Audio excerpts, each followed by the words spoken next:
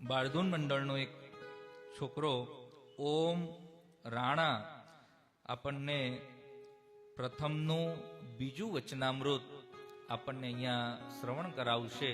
તો ઓમ રાણા અહીંયા આવશે અને પ્રથમનું બીજું વચનામૃતનું પાન આપણને કરાવશે.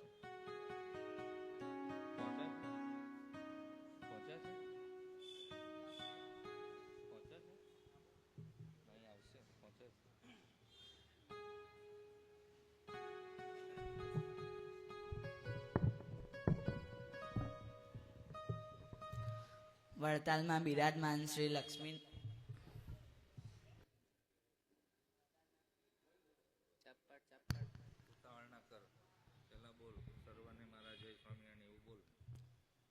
સર્વને મારા પ્રેમથી જય સ્વામિનારાયણ. મારું નામ રાણા ઓમ દશરથ કુમાર છે. હું ખંભાતનો રહેવાસી છું. વડતાલમાં બિરાજમાન શ્રી લક્ષ્મીનારાયણ દેવ, ખંભાતમાં બિરાજમાન શ્રી જબરેશ્વર હરિકૃષ્ણ મહારાજ અને મારા વાલીડા ભક્તોને પ્રેમથી જય સ્વામિનારાયણ.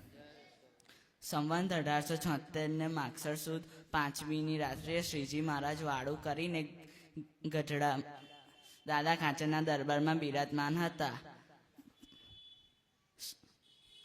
તેમના મુખની સામે સંતો અને દેશ વિદેશના હરિભક્તો આવીને બેઠા હતા. પછી મયારામ ભટ્ટે શ્રીજી મહારાજને પ્રશ્ન પૂછ્યો કે હે મહારાજ, ઉત્તમ, મધ્યમ ને કનિષ્ઠ વૈરાગ્યના શું લક્ષણ છે?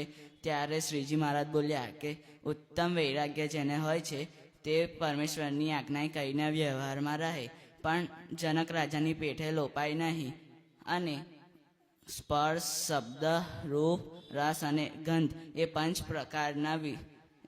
પ્રકારના વિષયને લોપાય નહીં, અને તે સંત અને ભગવાનની સેવામાં નિરંતર રહે, તેને ઉત્તમ વૈરાગ્ય કહેવાય. મધ્યમ વૈરાગ્યમાં ઉત્તમ વૈરાગ્ય મુજબ પંચ પ્રકારમાં મનુષ્ય લોપાય નહીં અને તેની નીચે રહે નહીં, તેને મધ્યમ વૈરાગ્ય કહેવાય. અને કનિષ્ઠ વૈરાગ્યમાં મનુષ્ય પંચ પ્રકારના વિષયમાં લોપાય છે અને તે ભગવાનની આજ્ઞાનું પાલન કરતો નથી, તેને કનિષ્ઠ વૈરાગ્ય કહેવાય છે. ઇતિ વચનામૃત ગઢડા પ્રથમનું બીજું.